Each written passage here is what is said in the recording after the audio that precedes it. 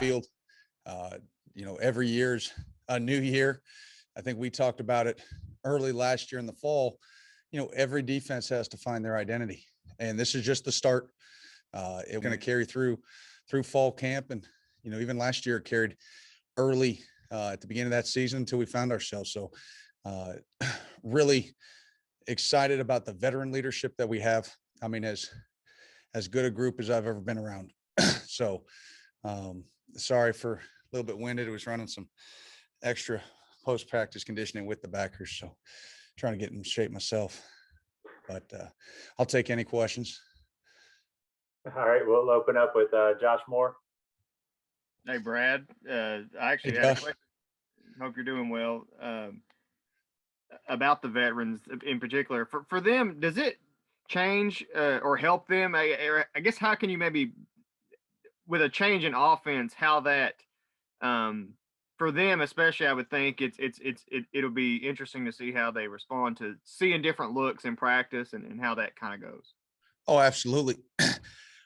What makes it so good for us is it's not stagnant. And for, like you said, if I've been a veteran that's been in this system 3 or 4 years, you get accustomed to seeing that offense across from you every day in practice, in spring, in fall camp. The only time you go against a different offense is in season. So now this is like facing a different offense for them. And so it really forces them to focus, to dial in. Again, some of those older guys, we're really trying to broaden their football IQ, and we're moving them around in some different spots. Not, one, for emergency purposes, you never know what happens in a season, but two, the more they understand from someone else's shoes, it makes them a better player, at their current position. And then again, you tie that in with the, seeing a new offense, it's been a really good first 2 days. John Hale. Brad, Jamin was obviously such an important part of the defense last year. Who are kind of the guys working at that Mike spot this spring? And B, I guess, whoever wins that job eventually, how important is it going to be for DeAndre to kind of step up and do even more in terms of leadership, communication, all those things on the field, the heart of the defense? Well, let me start with DeAndre, and then I'll move into the Mike position. DeAndre has been a guy that has been a big time leader for us really since he stepped on. He was a quiet leader. As a freshman, you're not saying much, but what he did, he showed up every day and worked. And to be, quote, undersized, when he showed up as a freshman, and to play the reps and the snaps that he did as a freshman, he led and he gained trust of his teammates by his play style and his work ethic. And then he moved into that sophomore year and that junior year, and he started to take more of a role, within that linebacker room. And obviously the unquestioned leader sort of last year in that room, did a lot of the communication. There's a lot of obviously talk of Jamin, and he had a phenomenal season. But DeAndre Square, don't get it wrong, is very much a heartbeat of our defense. And what we've challenged him to do, and he's taking that role personally, is to be a defensive, not just that group, but that whole defense, be a vocal leader. And so far, so good. Really impressed, with how he's taken that onto his shoulders. He's asked for more, responsibility in that, and we're going to give it to him. Not only has he earned it, but he deserves it. Now to the Mike position, De'Eric, is going to be, a lot running with the one group. Hey, listen, you come in as a true freshman without a spring. You just come in. He came in the spring, but he had the shoulder, so he wasn't able to do anything. And granted, there was only, a couple of practices anyway before COVID. And so then he gets into fall camp. And, so really essentially a true freshman, plays some, against Auburn and played, a couple snaps throughout the season. So he knows what it's like to play in an SEC game, and, challenged him to become more vocal. He's very much an introvert, and, to play that position, to play the mic, you've got to be an alpha. And, we're continuing to draw that out of him. He's got it in there. He plays like an alpha, but now he needs to vocalize that. And then, Luke's going to be a guy that, is competing for that spot. For him, he's got to learn this defense. And this is day 2, new install. So not only did he have day 1 on Tuesday, now we had day 2 install today. It starts stacking up. It's a lot of moving parts. Again, with the offense that we're seeing, there's gonna be a lot of teaching on tape, but he'll settle in and he'll get it. And then, backing up DeAndre, Jared's a guy that really, for being at the inside backer position just for 1 season, you saw huge growth from start to finish. And now it's time to take another step. And, that's going to be a huge spring for Jared, because he's a guy that we're going to count on, and he's got to be able to continue to take those steps, because he's got a chance to be a really good linebacker. John Clay.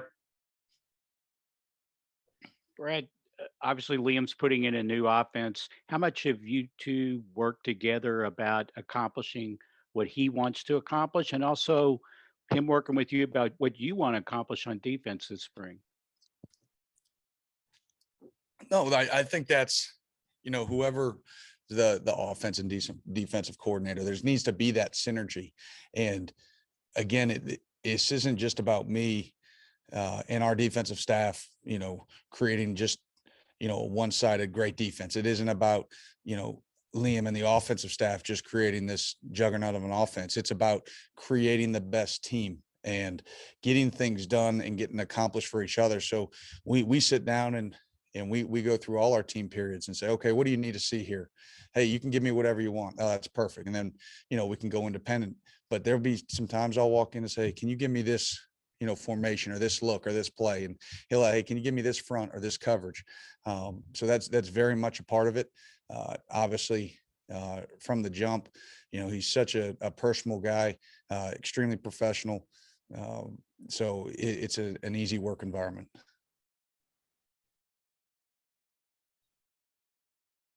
Nick. KD McDaniel hasn't played a lot, but he's going to be asked to do more.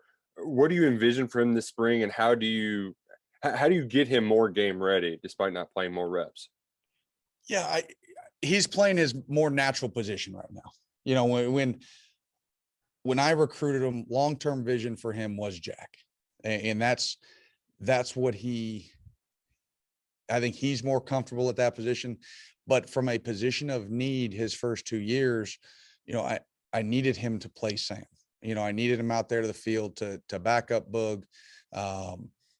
But now he's going to rep primarily there into the boundary, get to use, his twitch, because he's a guy that has twitch in the pass rush. And, so from there into the boundary, that Jack position, him and Jordan Wright, will be able to rotate. Jordan's got such a comfort level, in our system, that he can play Jack, he can play Sam. He's played both throughout his career here. So he can do it at a drop of a hat, which it's such a luxury for us to have a guy like that. And you talk about a guy that stepped up into a leadership role. He understands that that's his room now. And for the last 2 years, you had Boog in the room, and the year before that he had Josh, and now it's his voice. And he's really taken that, he's taken the reins. But again, it's early. He needs to show the consistency. And especially once we get pads on, we need him to be, a physical presence. But back to KD, I've seen it in the first 2 days of practice. He just looks more comfortable. He's closer to the football. That's what he was in high school. And into the boundary, there's a little bit less space. So even when he has to walk out, and you can tell so much about that position. It's learning and it's confidence. And I think, and one of the reasons I start guys out at Sam And people think you should go in reverse. Hey, put him into the boundary. It's less space. It's less thinking. But then if you have to flip a guy out to the field, he feels like a fish out of water. Well, if you put him as a fish out of water early, as he grows into his body, and when you need him to be ready, and then you put him into the boundary, one of two things are going to happen. He can play the field, or he flips into the boundary and he says, wow, there's a lot less field over here. The confidence is brimming, and now he can play fast and physical. And again, it's only 2 days of practice, and 2 installs. And the big thing with KD for him is he has got to grind in the playbook, and he's really done that this offseason. He's up early. He stays late. So really excited to watch the progression from him, because if he can get going, that's a guy that can really help us. Who do you have at the Sam right now? Well, we're going to rotate. We've got Vito and Joel, in that sort of that medium position out there. D-Rob plays that as well. We're also rotating some of those older safeties, so they know the medium spot. So again, you talk about broadening what Yusuf Corker and Ty Asian can do. We're trying to give them access to every position, because it's going to make them better at their primary position. And then from a base linebacker position, we're going to have Bembry out there. And again, that was a position that I recruited them to be. When we took him out of junior college, he was coming to play Sam. But we had such a need at that moment for inside backers, we slid him in there. And so now you get sort of a jack of all trades. He can give you some, provide some depth inside if, emergencies happen. But then I think he's more comfortable, out there as a Sam backer. So things are starting to fit. The puzzle pieces are starting to fit together, where the best spot for each guy. But it's still early in camp, and guys are going to be fighting, competing, and really looking forward to see who rises. I got time for a couple more. DeAndre is there as well. Jeff Drummond. Hey, Brad, I was noticing on your pre-spring roster that got put on the site that a couple of guys seem to have changed their body types a little bit, especially on the D line. With Josh Pascal seems to be up a little bit, and Marquand seems to be down a bit. Is that a good thing for both of them, and part of the goal they've been working at? Yeah, Coach Ed and Coach Hill do an unbelievable job down there in the weight room. And, especially, for some guys in this time, it's about, bulking them up, and some will lose it through the course of spring, in the course of summer, and they'll be more at, a weight that they're comfortable at. Some it's sort of a trial and error to see, hey, how much can they handle? For others, like Marquand, he's been really, really working. He understands that, the load that he's going to have to carry this year. And to do that, he's going to have to get his weight down.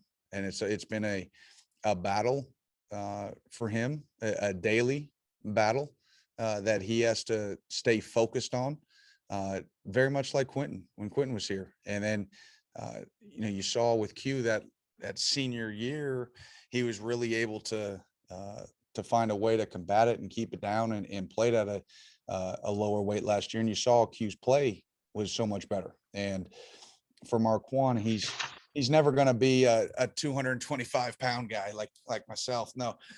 But for Quan, if he can get to a number, and I'm not going to put one out there, but, we've got one that we've talked to him about. He's going to be able to play big, strong, fast, and physical. There are very few people that I've been around that are his weight that have his foot speed. And if we can just trim a little bit more off, he can be a force for us, and we need him to be in the middle of that defense. And so, I think you've heard Coach Stoops talk, and I've talked early in that, he seems different. Like a light switch has gone off for him. It's that senior year. He sees the light at the end of the tunnel, and his maturity level is really elevated, and we need it to stay that way. If I could follow up on, Josh is listed at 302. Is that kind of what you have mentioned about trying to see how much he can handle on that frame? I don't know about, the exact weights that are up there. You'd have to put them on the scale, but he seems to be moving around just fine. So I don't, weights Thank you. weights fluctuate. All right, we'll wrap up with Josh. Brad, when you look at you brought up some of the guys earlier, but just the secondary as a whole, how's that just early on shaping up? I mean, there's some turnover there, but that's been something that last couple of years that you all have handled pretty well. Yeah, it's like anything. Every year there's going to be sort of ebbs and flows. Hey, when it started in 19, it was like, oh, it's going to be a whole new secondary. Then it was, hey, we've got experienced corners and less experienced safeties. Now this year, it feels like we're really deep in experience at safety, a little bit younger out at corner. But at the end of the day, it's all about finding a cohesive unit, guys that work together. And I'm really encouraged by, again, the veteran leadership that we have at safety. You think about Yusuf and you think about Ty and you think about D-Rob, and then you've got a guy like Quandra. I mean, you've got some older DBs back there, and you got Said, out at corner, and Said, again, you've got a senior there. So it's not like we don't have some veterans out there on the edges. Now we're going to have some young guys competing for spots, guys that are freshmen. But I know Coach Klink and Coach Buff will do a phenomenal job. They have, I mean, some of the route matchups that they picked up today usually take through camp to pick up. And I was really impressed of, how quickly even the young guys were able to pick them up today. So, again, this is going to be a deal that everybody looks or they question this or that. And every single year they rise to the occasion. And we've got a standard, and we've set the bar. So as a defense, it's not about falling under the bar. Now it's about jumping the bar and exceeding. And now let's push that bar up. Hey, if I'm a 6-foot high jumper and I can do it all the time, let's push it to 6'2" or 6'4" or 6'6". But that's a daily battle. It's a daily grind. And we're going to have good days and bad days, good plays and bad plays. It's about how you respond to that. Again, we're going to lean heavy on this veteran leadership because it's kind of an interesting dynamic. If you look at our defensive roster, like you're either old or you're really young. Like we don't have sort of a middle group right now. So we're going to lean heavy on the old guys to pull the young guys to close that gap. And we're going to push hard on the young guys to not act like young guys, and they've got to close the gap. They've got to act like juniors. They got to act like sophomore. And so it's just day two, but I think you can hear it in my voice. I really like this group. I like, obviously our coaching staff I enjoy coming to work each and every day. And, they don't get enough verbal mention, but John Summerall, Steve Clinkscale, Frank Buffano, Anwar Stewart, and you got, guys like, Joe Scola and Greg Minuski and, our GAs. I mean, they do a phenomenal job, and it's an absolute pleasure to come to work and wear the UK because of the people that Coach Stoops has brought into this program. I appreciate it, Coach. We'll get Thank you. Josh right here in just a